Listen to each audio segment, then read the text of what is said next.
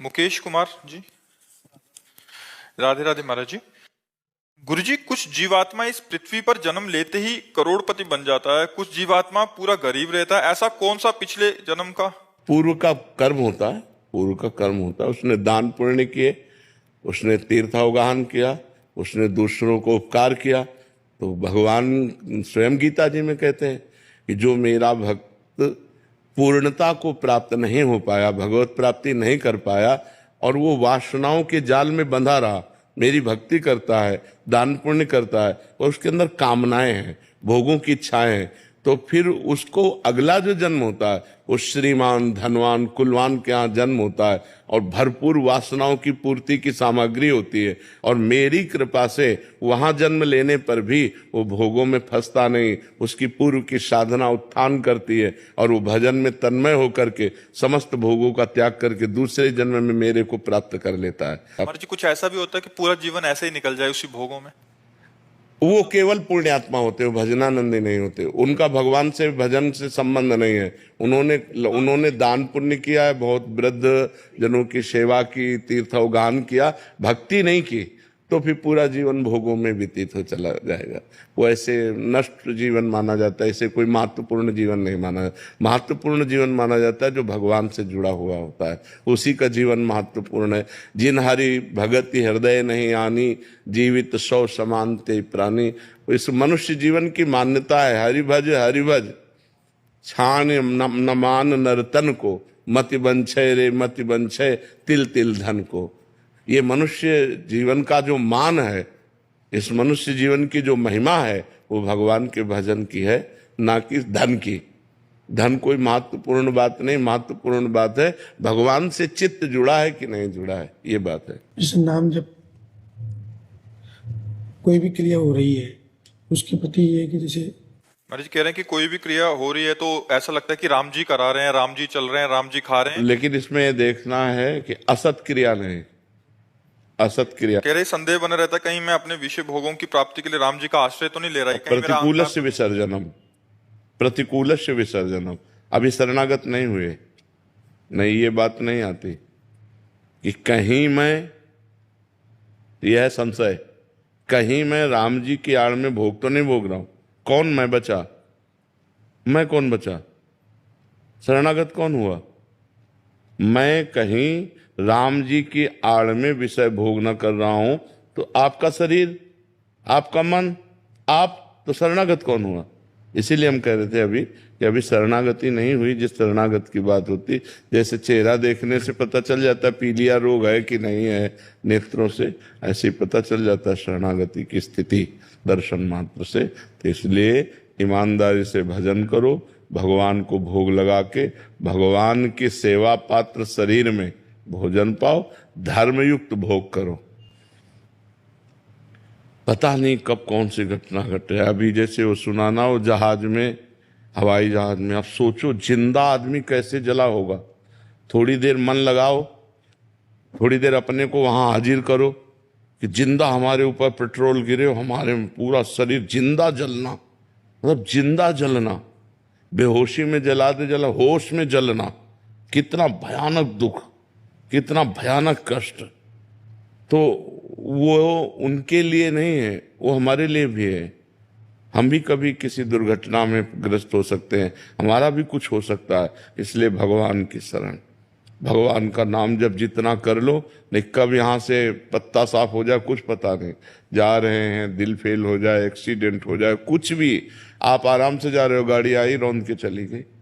कितने ऐसे केस होते हैं, कब कहाँ कौन। अच्छा, हवाई जहाज वाले तो जल गए, लेकिन जहां हवाई जहाज गिरा वहां भी तो लोगों की हानि हुई होगी। अब वो अपने आनंद से, कोई खा रहा है, कोई पी रहा है, कोई घूम रहा है, कोई बात कर, कब कहां क्या हो जाए, इसका नाम मृत्यु लोक है, बड़ा भयावह है। इसलिए भगवान का नाम जप करना अत्यंत आवश्यक है। वो जिन्होंने गर्भ में रक्षा की वही हमारी सर्वत्र रक्षा कर सकते हैं, दूसरे की सामर्थ्य नहीं है। भगवान का नाम जप करो और भगवान के आश्रित रहो और नाम जप करके पाप को नष्ट कर दो, नहीं बहुत दुर्गति। इसीलिए हम प्रार्थना करते हैं, शराब मत पियो, मांस मत खाओ, हिंसा मत करो, दूसरी बहन बेटियों को मत परेशान करो। नहीं, ये जब कर्म तुम्हारे सामने आएगा ना तो कुछ नहीं कर पाओगे। इस भयावह संसार में बचा सकते हैं तो भगवान बचा सकते हैं।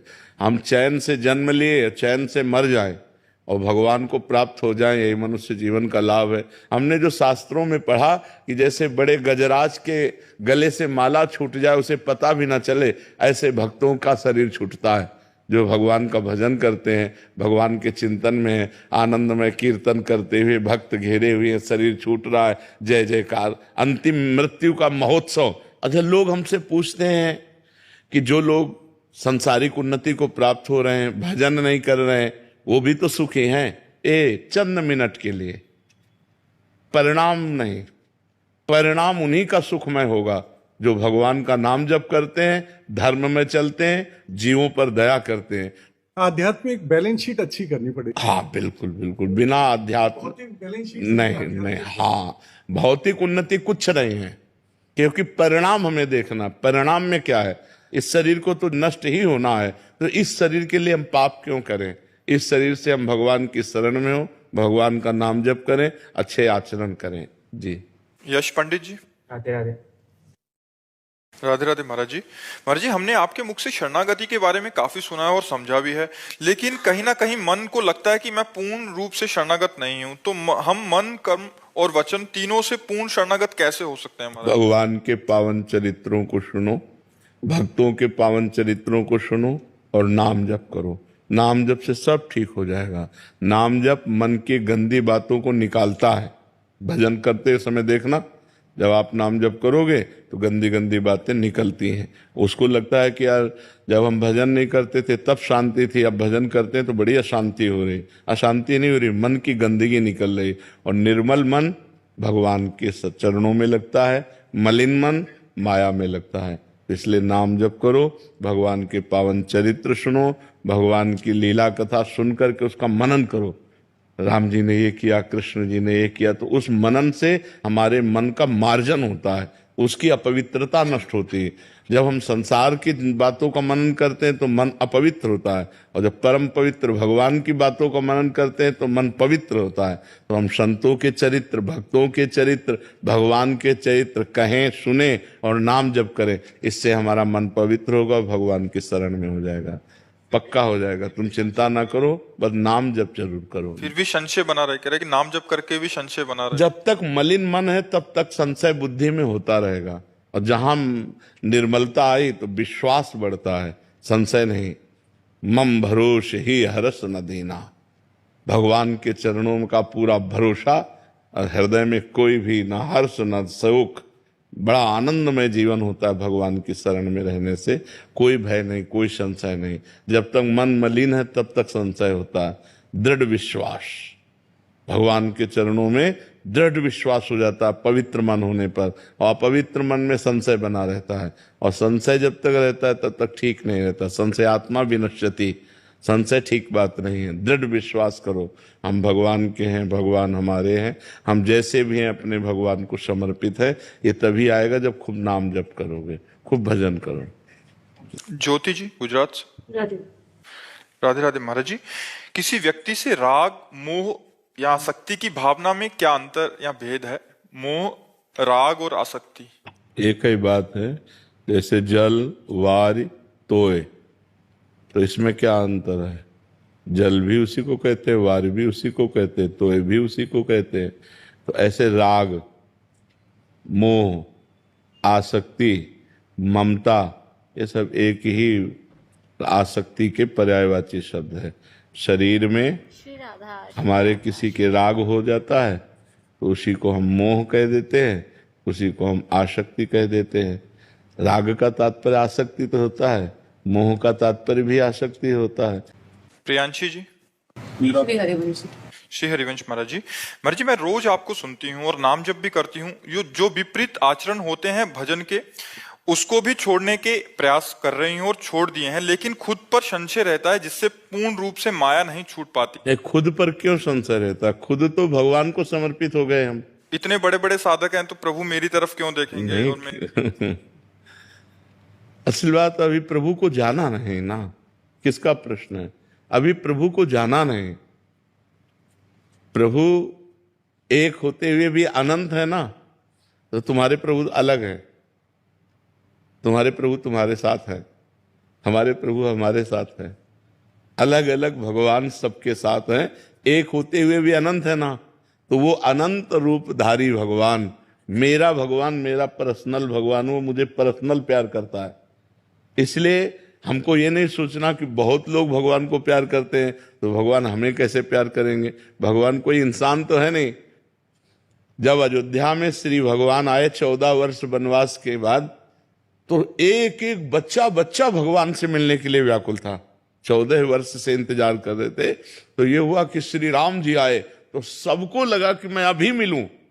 तो अमित रूप प्रगटे ते ही काला, क्षण महु सब ही मिले। एक क्षण में अनंत रूप राम जी के धारण कर लिया, सबके गले लग रहे हैं। तो भगवान एक होते हुए भी अनंत है ना। हमारे भगवान हमको प्यार कर रहे हैं, आपके भगवान आपको प्यार कर रहे हैं, सबके। तो भगवान बहुत रूप है एक होते हुए। तो हमें ये ध्यान रखना चाहिए कि हम जिन भगवान से प्यार कर रहे हैं सिर्फ हमारे वो और हम उनके हैं, तो हमारा प्यार बढ़ेगा। नहीं ये संशय में होगा कि हजारों की लाइन लगी, बड़े बड़े संत महात्मा, हमें भगवान कैसे पूछेंगे। ऐसा नहीं है। भगवान एक चींटी का भी खबर ले रहे हैं। वो एक चींटी की, कोई विश्व में ऐसा नहीं है जो भगवान की नजर से अलग हो।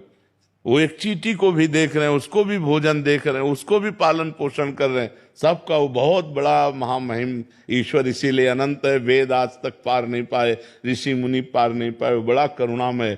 और सबसे बड़ी बात है कि सबसे नजदीक हमारे हैं, हमारे हृदय में ही विराजमान है। जहां हम हैं वहीं वो हैं। और अगर हम शुद्ध करके इसे फिल्टर करके बोलें तो जो हम हैं वो है, जो वो है वही हम। पर वो वहां तक पहुंच ले, इसलिए हम दो करके बात करते हैं। नहीं तो उसको अगर और शुद्ध करके बोले, तत्त्वम आशी, वेद कहता है तत्त्वम आशी, तुम वही हो और कोई नहीं है। सुधीर प्रताप मिश्र जी। श्री राधा।